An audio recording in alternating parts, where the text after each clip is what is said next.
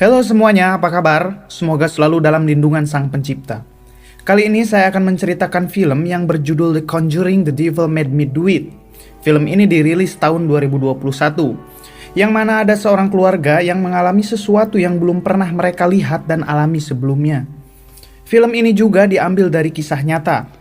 Oke, langsung saja ke alur ceritanya. Pada tanggal 18 Juli 1981, Ed dan Lauren dipanggil oleh salah satu keluarga untuk mendokumentasikan pengusiran setan terhadap David Glatzel yang masih berusia 8 tahun. Ed dan Lauren sendiri kita tahu adalah seorang paranormal. Setelah selesai membacakan ayat-ayat Alkitab, David pun disuruh istirahat di kamarnya. Ini dia Arnie, calon kakak ipar David. Arnie membawa David ke kamarnya. David merasa takut dan Arnie bilang bahwa kau adalah orang yang berani. Berani artinya takut, tapi kau tetap bertahan. Tibalah Pastor Gordon di rumah David. David yang sedang tertidur dikejutkan suara ketukan pintu di kamarnya. David yang takut berlari dan bersembunyi di dalam bathtub.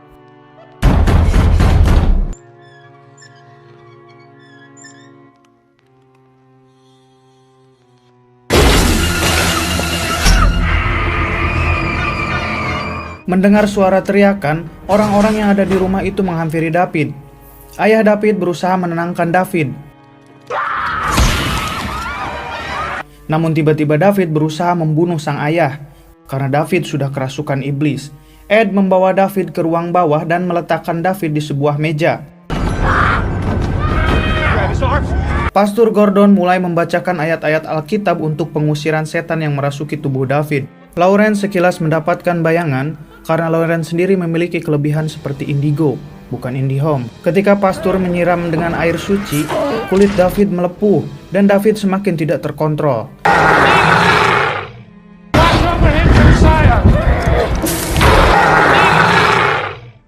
Semua benda melayang, salah satu benda menghantam pastor hingga tersungkur.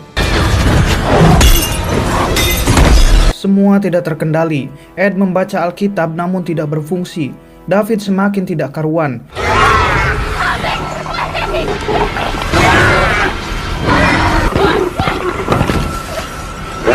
Hingga David menyerang Ed dan bilang akan menghentikan jantung Ed. Arnie mencoba menyadarkan David dan bilang ke iblis di dalam tubuh David agar iblis itu masuk ke dalam tubuh Arnie saja. Hey, leave him alone and take me. Karena sudah tidak tega melihat David. Iblis pun pindah ke tubuh Arnie. Semua orang tidak menyadarinya, hanya Ed seorang yang tahu. Namun Ed tiba-tiba pingsan karena serangan jantung. Semua penderitaan David telah berakhir, namun untuk Arnie itu hanya permulaan. Ed berhasil melewati masa kritisnya namun belum sadarkan diri. Arnie mulai merasakan hal-hal aneh. Debbie, pacarnya Arnie sekaligus kakak kandungnya David, membangunkan Arnie. Arnie mengajak Debbie untuk pindah dari tempatnya sekarang. Namun Debbie bilang ia baru saja mendapatkan pekerjaan di sana. Namun ajakan Arnie akan dipertimbangkan kembali. Debbie bekerja di tempat penitipan anjing. Pemiliknya bernama Bruno. Bruno sendiri mengizinkan Arnie dan Debbie tinggal di sana. Ketika di rumah keluarga Debbie, mereka akan makan bersama. Ketika Arnie hendak mengambil sesuatu di dapur, tiba-tiba kotak sereal terjatuh.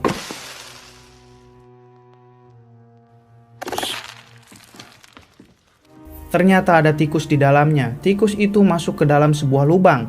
Arnie melihat lubang itu, namun tidak ada apa-apa.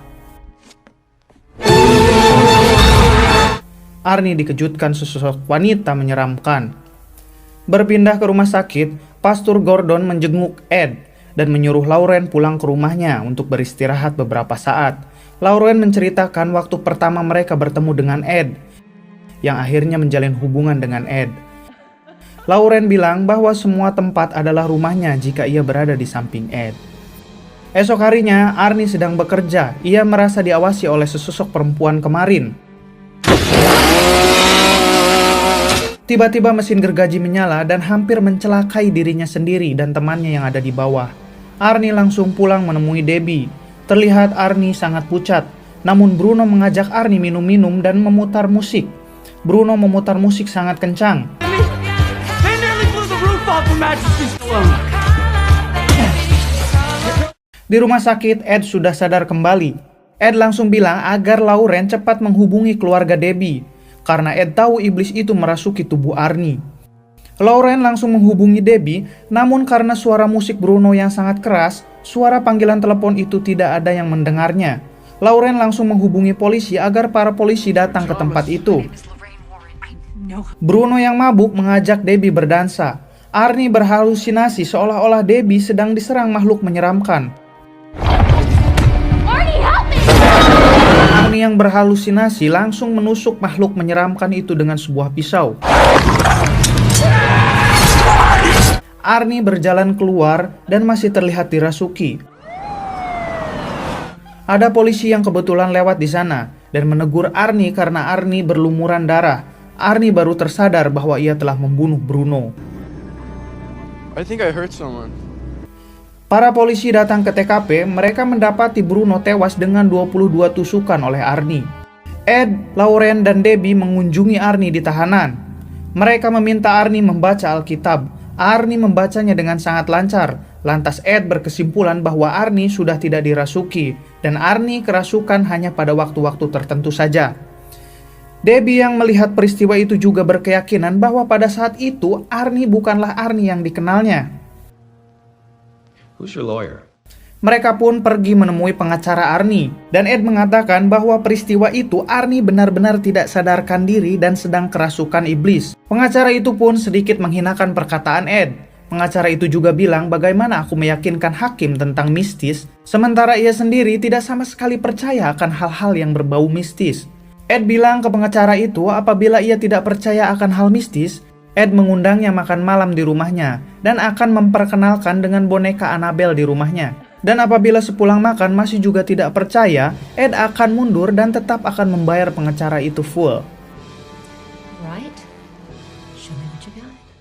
Singkat cerita, pengacara itu pun sekarang percaya dengan hal mistis. Ia mengatakan di persidangan bahwa Arnie tidak bersalah, karena pada saat itu Arnie sedang kerasukan iblis atau setan. Di luar persidangan, si pengacara bilang ke Ed dan Lauren bahwa Arnie akan tetap dihukum mati. Namun semua itu bisa berubah jika Ed dan Lauren menemukan bukti-bukti yang membantu Arnie. Akhirnya Ed dan Lauren berusaha menyelidiki dari awal keluarga Glatzel pindah ke rumah itu. Diawali dengan David yang sangat senang bisa tinggal di rumah barunya. David masuk ke sebuah kamar dan menemukan kasur air.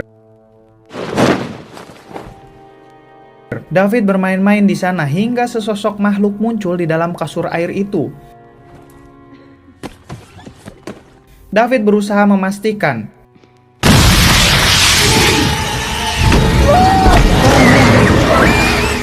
David sangat shock dan ketakutan, namun keluarganya tidak ada yang mempercayainya. Ed bertanya ke Debbie di mana letak kasur itu. Debbie menunjukkannya. Ed bilang lantai itu rusak bukan karena tetesan air. Lauren akan mengecek ke dalam kolong basement rumah itu, karena Ed sendiri masih belum sembuh total. Di dalam, Lauren menemukan benda sihir yang terbuat dari tumpukan tulang. Yang mana benda itu tepat di bawah kasur air yang dulu David mainkan. Ed dan Lauren menyimpulkan bahwa benda itu dipakai seseorang untuk menyembah iblis. Iblis itu menginginkan nyawa David. Namun malam itu iblis diminta Arnie untuk berpindah mengganggunya saja. Sehingga sekarang iblis itu akan mengganggu dan menginginkan nyawa Arnie. Mereka menyadari bahwa ada seseorang yang sengaja berbuat seperti itu.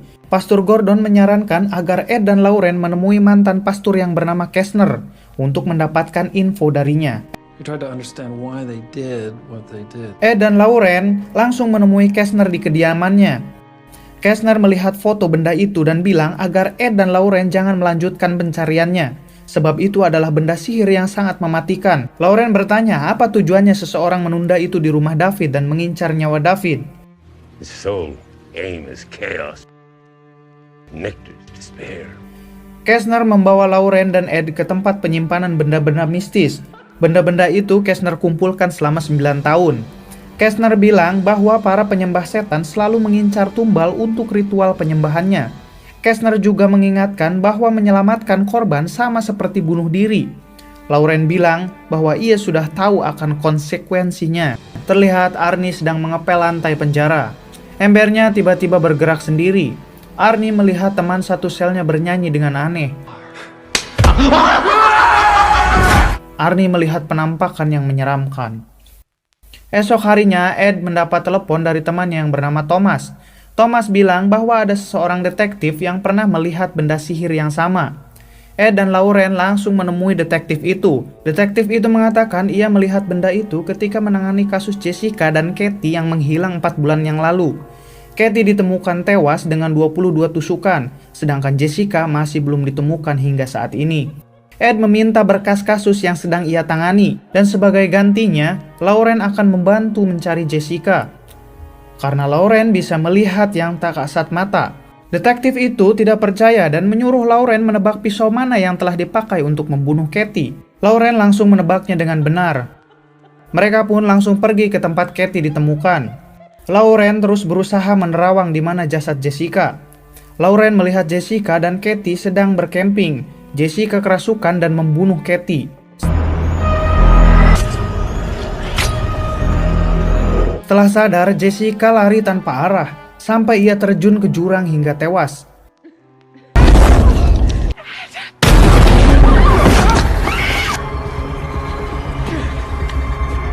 Malam harinya, detektif itu bilang bahwa Jessica ditemukan di dalam jurang yang Lauren tunjukkan. Detektif itu juga akan memberikan berkas kasusnya sesuai janjinya.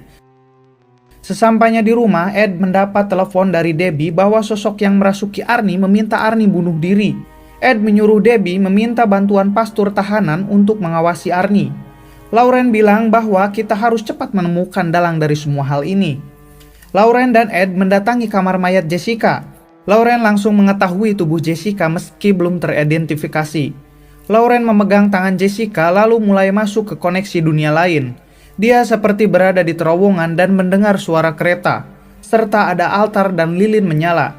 Ia juga melihat seorang wanita yang sedang mengirim sihirnya ke Arnie, sehingga Arnie hendak membunuh dirinya sendiri, namun Lauren berhasil menghentikannya. Koneksinya berbalik dua arah. Mayat-mayat di sana hidup dan berusaha menyerang Lauren.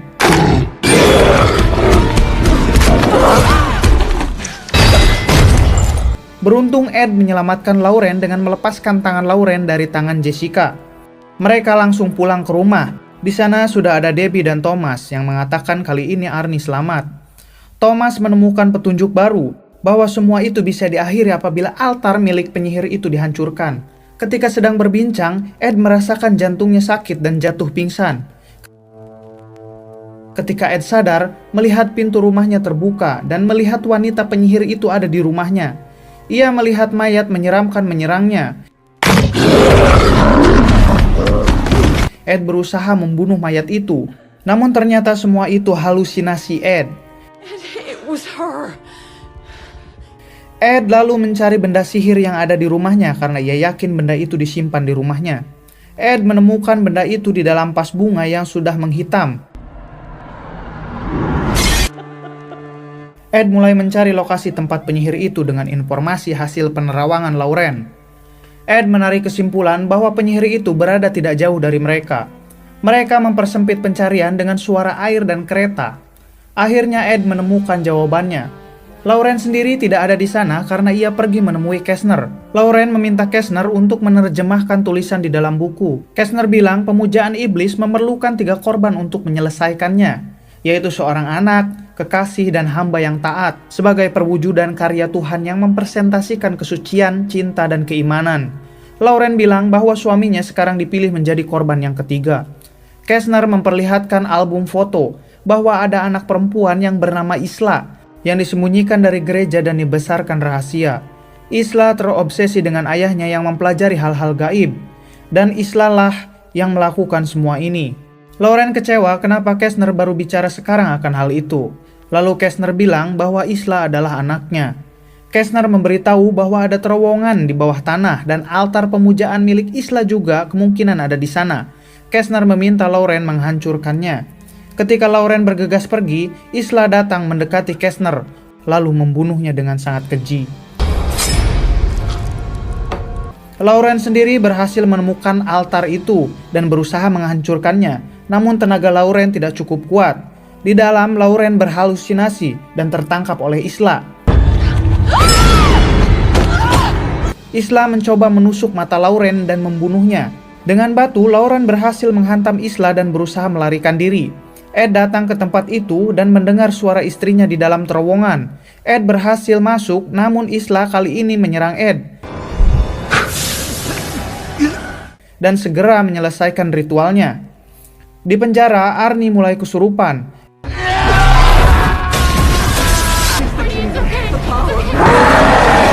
Ed yang juga kesurupan berusaha membunuh Lauren.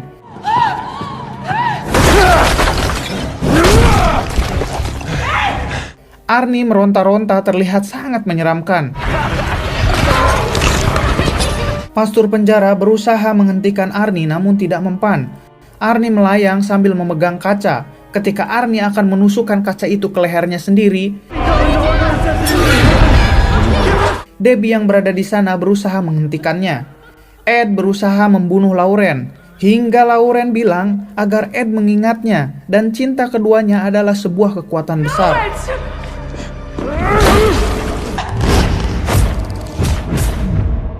Ketika Ed kembali sadar, Ed langsung menghancurkan altar itu.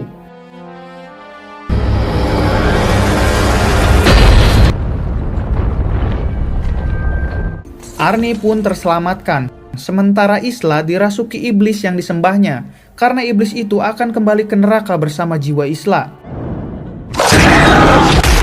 Isla pun tewas mengenaskan. Setelah semuanya selesai, Arnie dijatuhi hukuman 5 tahun penjara. Tak lama, Debbie dan Arnie menikah dan hidup hingga saat ini. Film pun tamat. Kisah yang dapat kita ambil dari film ini salah satunya adalah udah deh jangan main-main sama juri, gak ada gunanya. Mending yang benar ibadah